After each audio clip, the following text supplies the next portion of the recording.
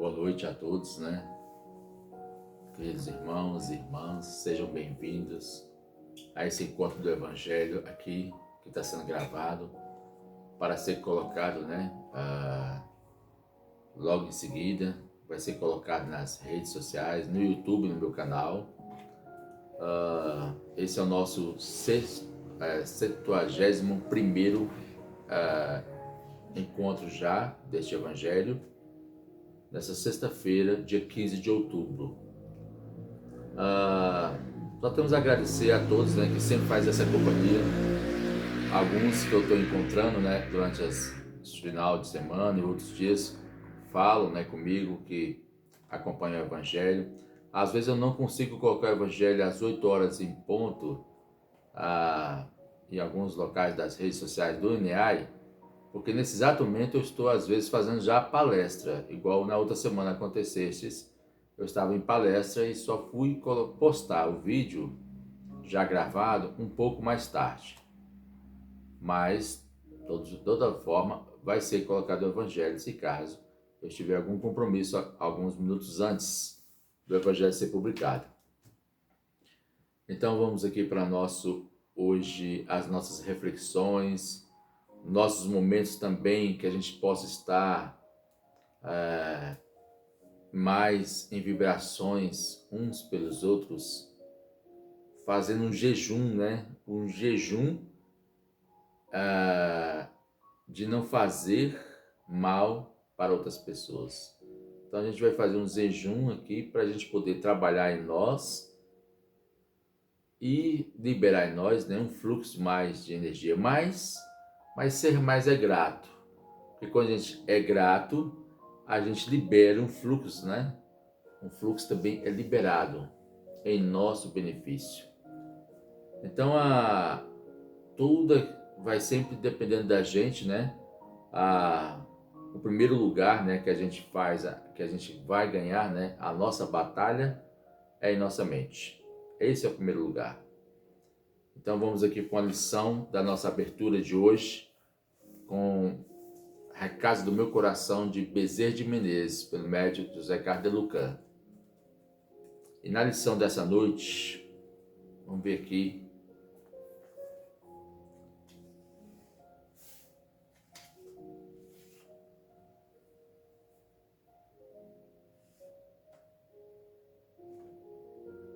abrir o Espiritismo Sentido. Vamos ver essa lição. O Espiritismo Sentido. Sentir, né? Vamos nos esforçar, queridos filhos, para que o conhecimento espírita não seja apenas uma postura intelectual sem repercussões nas esferas dos nossos sentimentos. Já fomos advertidos por Allan Kardec que não nos basta o espiritismo bem compreendido. É preciso, sobretudo, o espiritismo que seja bem sentido, de que nos valeria apenas conhecer a doutrina sem tentar vivê-la no campo do serviço que o Senhor nos situou. Me lembrastes aqui da semana passada, quando a gente lesse a história de Paulo de Tarso, que falastes muito a questão do conhecimento, né? Ele tinha o conhecimento, mas faltava ele se revestir-se do conhecimento, de viver, nesse caso, né? Ser revestido do amor, né? Ser revestido pelo Cristo. Aqui está falando a mesma coisa.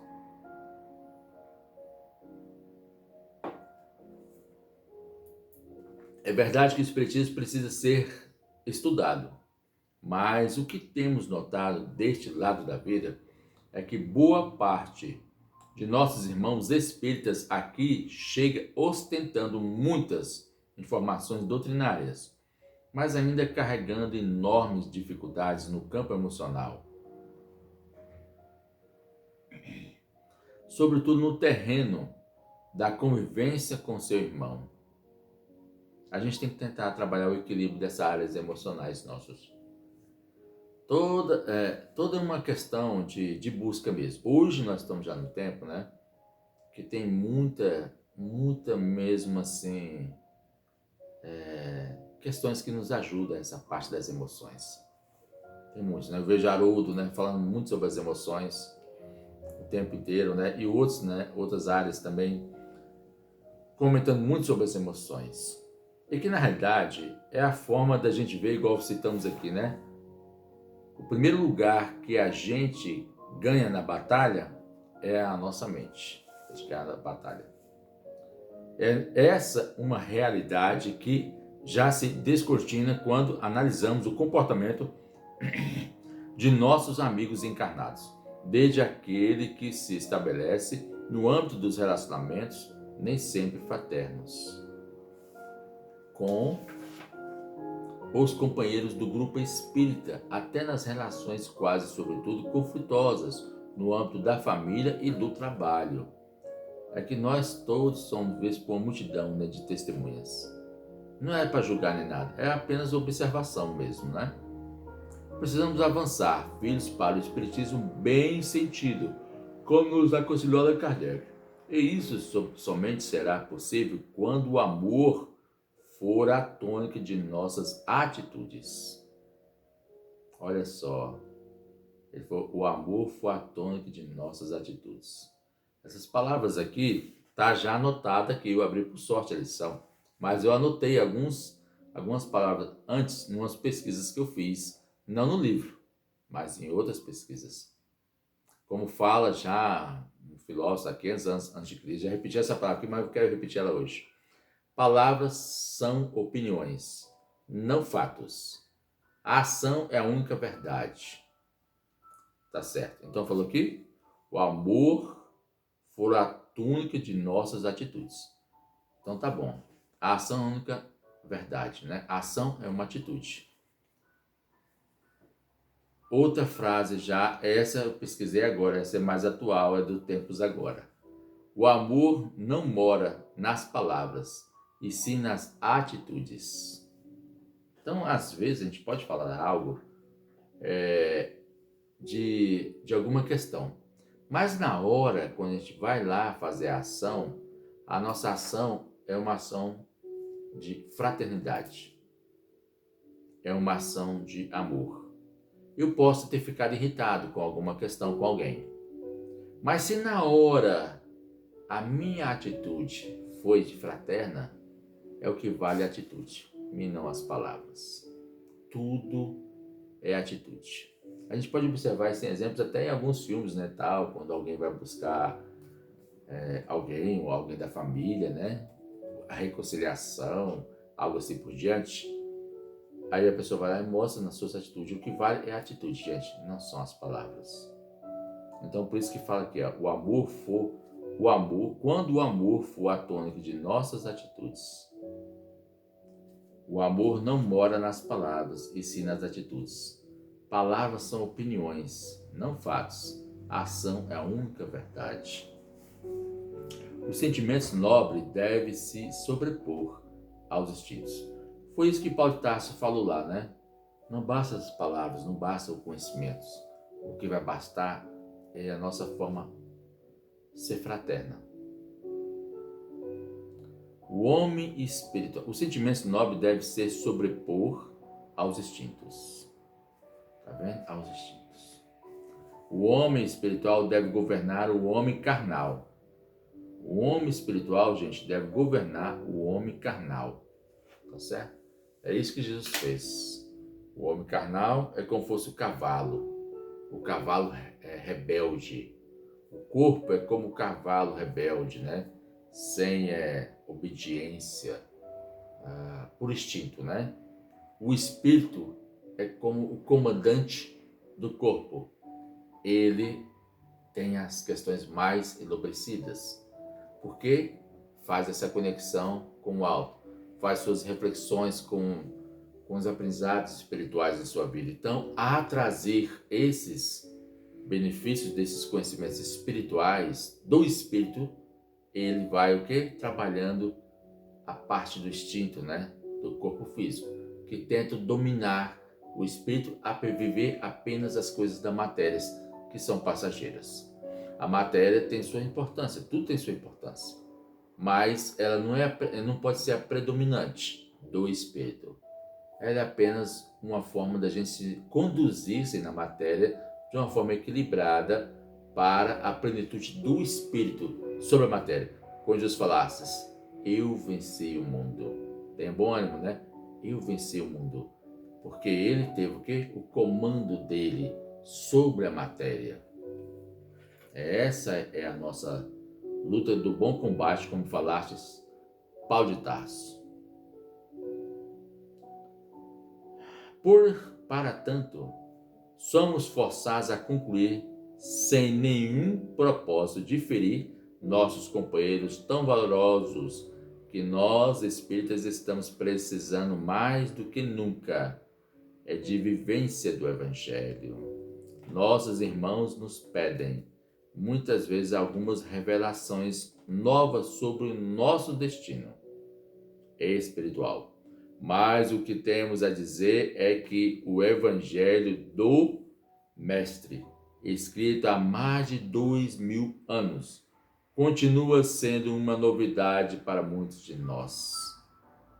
O cristão que não se esforça para imitar o Cristo está caminhando para um céu artificial que o tempo haverá de destruir à custa de dor e lágrimas de remorso e por ter estado tão perto do tesouro e não ter se apossado das joias.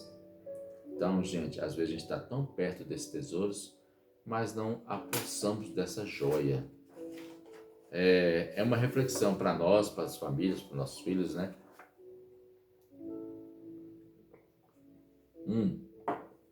Para a gente ver, às vezes a gente está tão próximo aqui dos tesouros espirituais que os amigos celestes nos trazem.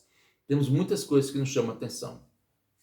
Temos muitas histórias que a gente busca, que a gente vai visualizá-las, mas sempre é importante a gente estar buscando aqui uma orientação de uns amigos que estão nos auxiliando pelos seus tesouros da alma, pelos sentimentos verdadeiros da alma, como fez o Cristo, e assim como Paulo de Tarso conheceu ele depois da estrada de Damasco, que o transformou ele naquele momento do encontro com Jesus, na estrada de Damasco, que antes era Saulo de Tarso. Saulo de Tarso era este homem um pouco mais ligado às questões de governança, de domínio, de poder, apenas material, de autoridades. Até que ele, quando percebesse os seus equívocos na estrada de Damasco, que ficasse cego, e ele perguntasse, Senhor, quem é você a quem eu persigo? E ele falava, Jesus, a quem você persegue. E ele falasse antes, né? Saulo, Saulo, Saulo, por que me persegues? E ele respondesse, quem és tu a quem eu persigo? Jesus de Nazaré. E aí ele pergunta, então o que o Senhor queres que eu faça? Vá a Damasco e eu e lá direi o que fazeres. Então Saulo de Tarso, daí para frente, passou a dar um novo passo. Abandonou aquele homem velho imediatamente. Mas teve que ainda abandonar muitas atitudes suas negativas. Da forma da sua postura, teve que abandonar todas elas. Até que ele foi fazer suas meditações lá no templo dele, né?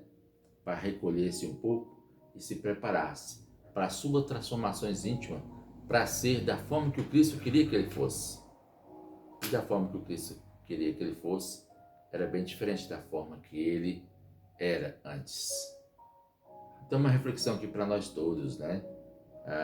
Para mim, para nós todos, nessa forma de transformar nossas vidas. Tudo é uma transformação.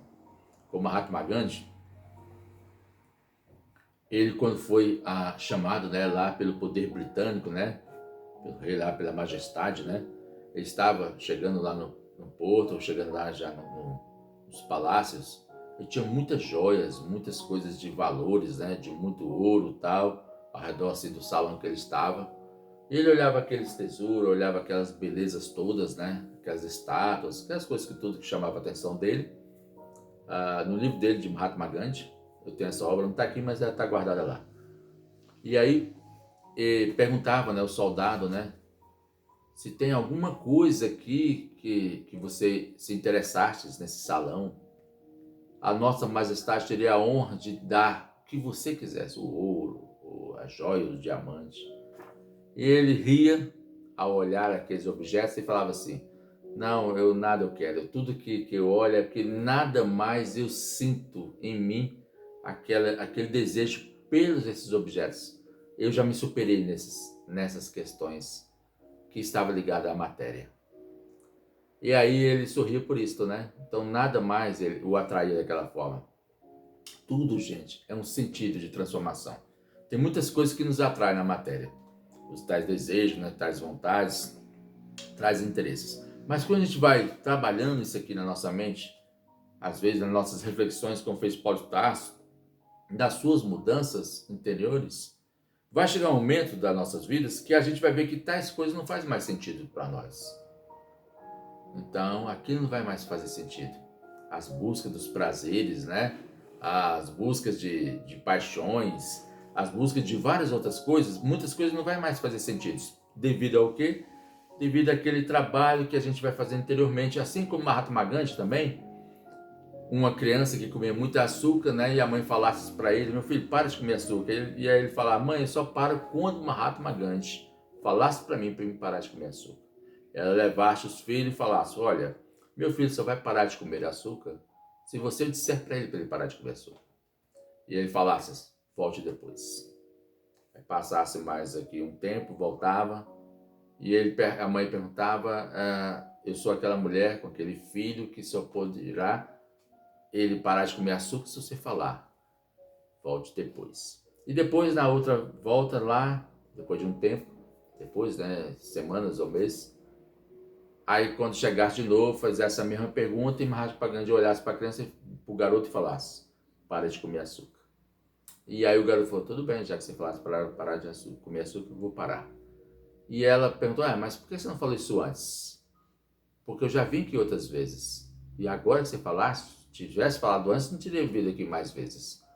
E Mahatma Gandhi deu, porque naqueles momentos eu também gostava muito de açúcar e eu comia muito açúcar.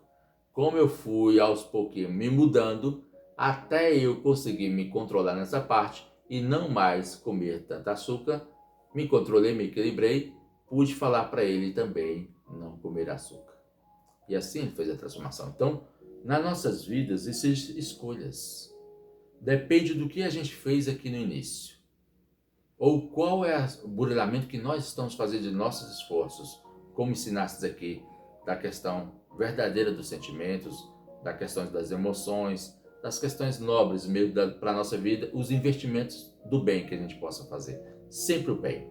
Se a gente fizer esse caminho aqui tranquilo, melhor, lá na frente, daquelas dificuldades que a gente possa ter ligado aos nossos vícios, ligado aos nossos desejos, ligado aos nossos prazeres ou às nossas paixões, lá na frente, quando elas começarem a ter aquela vontade de se predominar em nós, geralmente já não vão conseguir, porque nós já temos uma certa base naquilo que a gente buscou. E nessa base, naquilo que a gente buscou, acaba que a gente faz um autoconhecimento, um autocontrole, uma autotransformação. E aí a gente acaba o quê? Não mais fazendo sentido aquelas questões que a gente antes poderia fazer sentido. Essa é a nossa transformação do bom combate, como assim fizestes, né, Paulo de Tarso. Eu alonguei um pouco nessa explicação, né? Eu não tinha como eu parar e depois voltar, porque senão a gente perde o sentido do que eu estava aqui comentando. Para ele parar e depois voltar, atrapalharia, né, o raciocínio. Então vamos aqui para a nossa oração. Quanto tempo foi já? 20 minutos?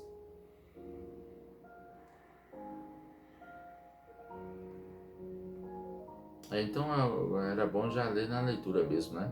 Oração já no final, né? Pelo tempo que foi, né? Vamos para a leitura do Evangelho. Vamos fazer a oração já no final, pelo tempo que já foi.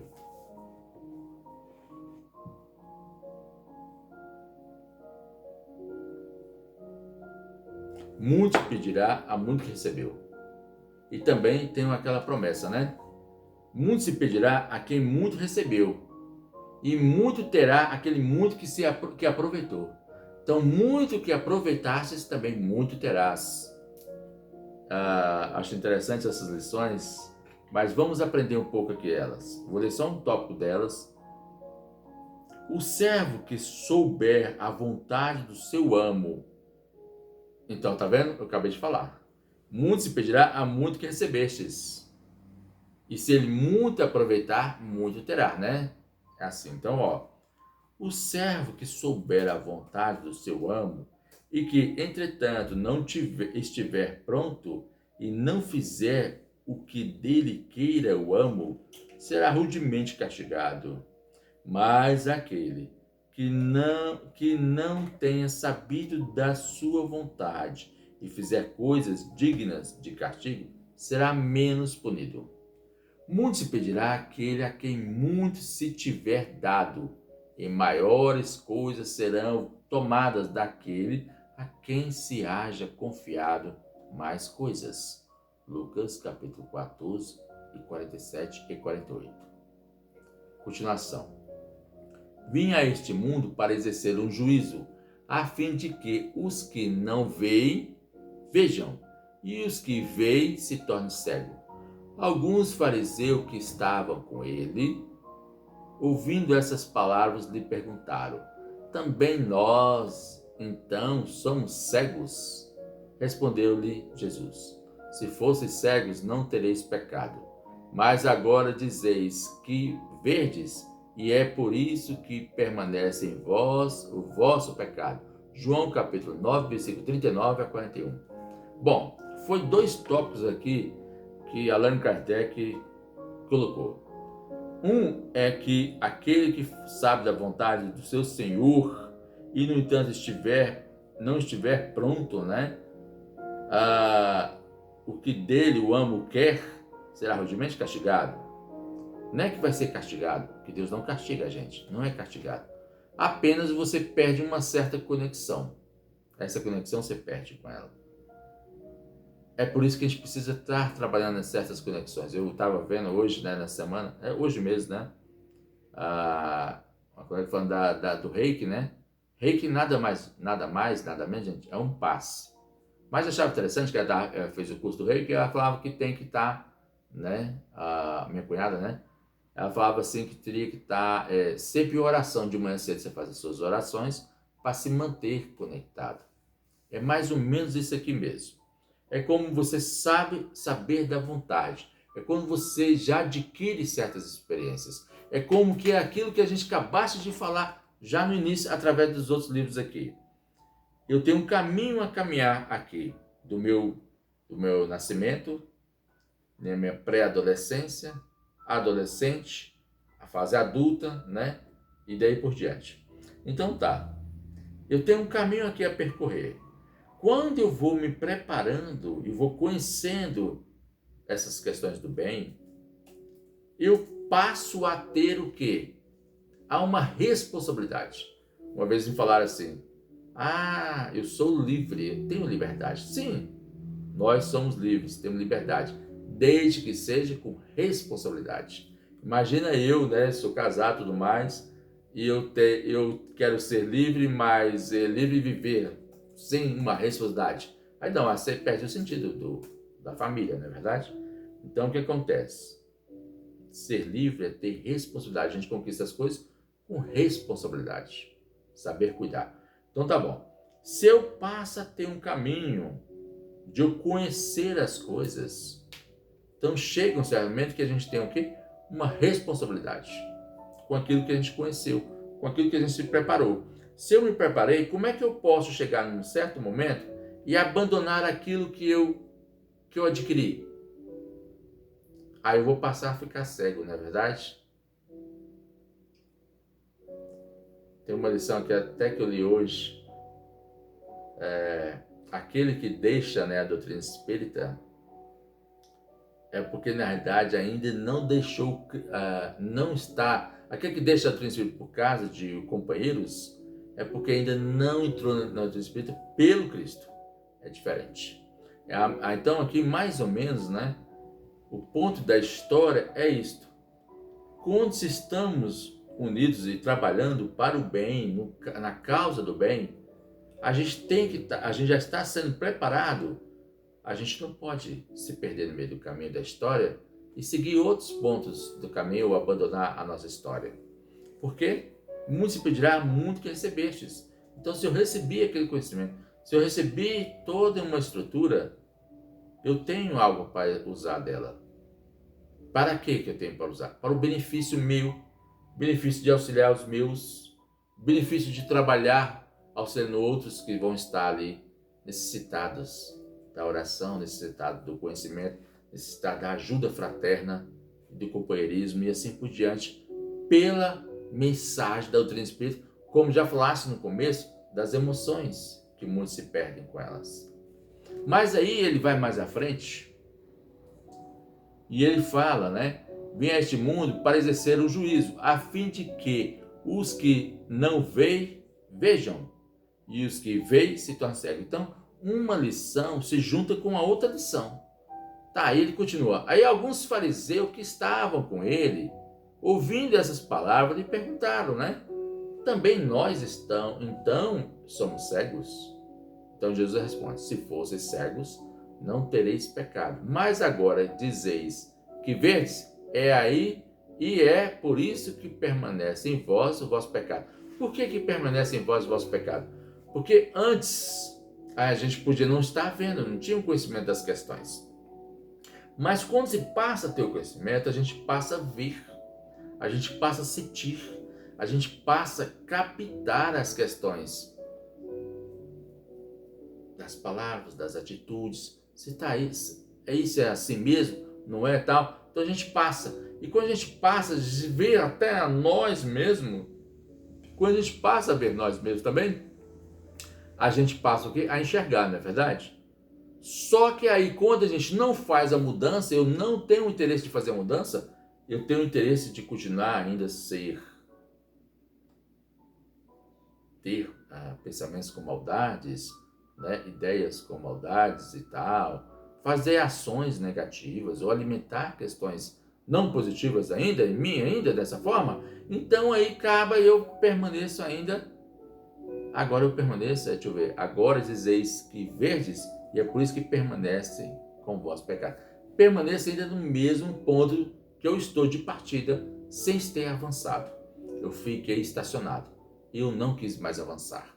Eu não quis mais investir em mim. Eu não quis mais progredir em mim. Por isso me permaneço, como se diz, no pecado. Porque estou pronto, mas é como se eu não quisesse estar pronto. É igual quando a gente chega jovem na mocidade, né? A gente aprende tanta coisa. E aí a gente se envolve com com aqueles tesouros, igual falasse, né? Esteve na mão com os tesouros, mas não soube aproveitar aquele tesouro em benefício próprio. Então, gente, eu vejo aqui que as lições todas se casaram com toda a perfeição. Talvez ainda casaram de uma forma mais ampla, mas eu só posso chegar até esse ponto aqui desse conhecimento ainda que eu posso aqui compartilhar. Mas provavelmente outras pessoas poderiam ver com outras visões mais profundas dessas que eu vejo. Mas aqui, da forma que eu estou visualizando as questões, que se casaram tão perfeita, com a primeira lição, né? Você tem os tesouros nas mãos, mas não usou aqueles tesouros. Gente, tem um livro em casa, você tem um livro para estudar, você tem um livro para ler, você tem um livro para buscar, aproveitar os recursos que estão ali. Vai te ensinar muitas questões. Vai te ajudar a libertar de muitas questões. Vai ajudar a libertar de tais vibrações e até de processos mais complexos que a gente nem imagina que possa estar vivenciando no nosso dia a dia, nosso momento de oração, nosso momento de leitura, nosso momento de reflexão. Tudo isso só vai trazer para a gente benefício e recurso para nós continuar a nossa jornada. Quando eu vi essa semana, né, uma mensagem de um amigo, né, que falasse bem assim: não é o vento que determina o destino da embarcação, é as posições da vela que define o destino daquela embarcação. É coerente mesmo. Tem aqueles pássaros bem gigantes que as asas deles, de uma ponta a outra, vai a 2,40 metros de envergadura das asas. E não é o vento que define o destino deles, é a postura da forma que ele faz das asas. Conforme ele alinha a asa de uma forma ou de outra, ele muda seu percurso e o seu destino. Pássaro, né? Então é assim. Não é o vento que leva e coloca você em um certo caminho, não. É você mesmo com o seu conhecimento, com os seus sentimentos, com a sua sabedoria, é que vai definir o caminho melhor. Então nós temos que trabalhar sempre a nossa mente, que a nossa primeira maior batalha é na nossa mente. É ela que a gente vai ter que trabalhar com muita força de vontade, com muitas lições do bem. Com essas reflexões do Evangelho, da leitura do bem, por mais que tenha certos desafios difíceis, mas a gente não pode desistir, gente. É claro que a gente pode pegar duas atitudes, né? Ou a gente vai desistir de nós mesmos e vai desistir da luta, ou a gente vai para frente, diante das dificuldades que possam nos apresentar a cada dia. Porque a cada dia vai ter mesmo certas sabotagens, né? Maldosas que vão chegar até nós, maldosas que vão chegar para poder atuar de alguma forma e sabotar, né? O seu projeto, sabotar a sua vontade, os seus sentimentos, vai ter. Mas aí você só vai ter duas escolhas, ou você desistir ou você seguir em frente, porque tudo passa. Tudo passa. Os problemas também passam e você continuará. Então você continuará seguindo. Então, da forma que a lição nos chama hoje a atenção, dos tesouros que estão nas nossas mãos, né? E das questões que aqui hoje chamou a atenção para nós, é um convite para nossas reflexões, da gente não estar deixando ser direcionado para o caminho de desistir, mas pelo caminho seguinte: passei a ter um conhecimento, eu tive um investimento, nas palestras, eu tive investimento nos estudos com a casa, eu tive investimento com os trabalhos que eu me dediquei à causa do bem, com o trabalho de esforço que eu faço. A partir do momento que eu tenho investimento nessas questões, muitas histórias da minha vida mudam, muitas formas de viver mudam e muitas escolhas mudam em minha vida. Então, é essas que a gente tem que fazer, é esse investimento nas nossas vidas. Se há problemas ali fora ou outras coisas que não vai conturbar nossas mentes, vai conturbar a vida em geral, tudo bem. Isso a gente não vai poder fazer muito, não é verdade? Porque existem outros fatores que estão interligados segundo a forma da humanidade vive, porque as forças das trevas tudo mais que ainda dominam ainda o sistema do mundo está ligado apenas ainda à forma inferior que nós, a Terra, ainda vivemos. Mas a partir do momento que nós passa a melhorar e sair dessa forma mais inferior, a gente passa a se elevar mais. E elevando mais, a gente vai tendo o quê? Mais ajuda. Vamos ficar aqui com a lição e vamos fazer nossa oração já, né? Quanto tempo? Então vamos já fazer nossa oração e encerrar nosso momento de evangelho. Não fiz oração no início porque acabei que a lição não podia parar, eu tinha que estar dando continuidade. Mas vamos fazer nossa oração.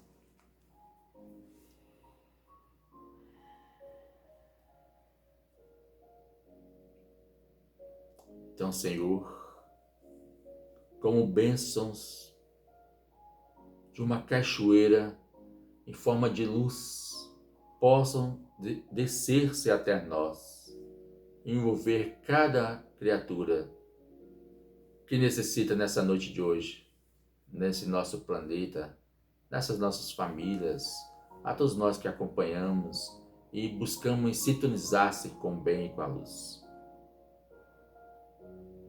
Só queremos, Senhor, agradecer a Ti pela esperança, pela fé, pela caridade, e que possamos envolver mais, Senhor, nos projetos que aqui esses tesouros nos traz sempre reflexão, que possamos nunca esquecer desses tesouros que estão em nossas mãos, trazendo para a gente soluções, que no silêncio, Senhor, que a gente aprendeste desde lá da nossa infância a fazer o silêncio, e Deus responde por nós através do silêncio. Que possamos ser mais gratos à vida e ao ser grato, flui as bênçãos ao nosso favor. As bênçãos chegam pela gratidão. Então que a gente possa envolver mais no bem em nossas vidas. Tudo está em nosso favor desde que a gente busque o bem, sempre o bem. Como falastes muitos hoje, as leis das atrações Se a gente buscarmos a Ti, Senhor, por essas leis, tudo vai ser conquistado. Se a gente entrar na sintonia contigo e do bem verdadeiro, tudo acontece no bem para nossas vidas. E que, Senhor da vida, que ilumine todos que sofrem, que estão nos hospitais, nos asilos, abandonados pelas famílias, órfãos, e todos, Senhor, que sofrem de todas as dores, de todos os martírios, que ilumine a todos. E assim damos encerrado nessa noite de hoje este Evangelho no Lar, dando graças a Deus, que assim seja. Então, gratidão a todos, até a nossa próxima oportunidade. Fique com Deus.